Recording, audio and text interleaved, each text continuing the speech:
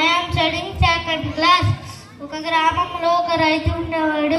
ఆ రైతు పేరు రామయ్య. ఆ రైతుకి నలుగురు కొడుకులు. వాళ్ళు ఎప్పుడు ఒకరు గొడవ పడుతూనే ఉంటారు. అది చూసి రామయ్యకి బాధ వేసి ఒకరోజు రామయ్యకి జబ్బు చేసింది. చనిపోతానని తెలిసి చనిపోయేలోగా పిల్లల్ని మార్చాలని నలుగురిని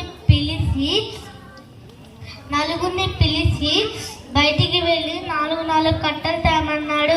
అవి కట్టి ఉంచమన్నాడు. తలగా 4 కట్టలు ఇచ్చి మధ్య భాగంలో ఎరపమన్నాడు. అది ఎరపలేకపోయారు.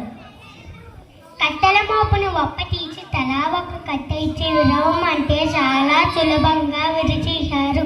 చూచారా, మీరు కలిసి ఉంటే మిమ్మల్ని ఎవరు మోసం చేయలేరు.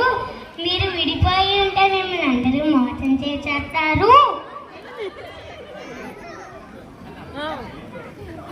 అని అర్థం చేసుకున్నారు అని చెప్పి ఐకమత్యమే మహాబలం.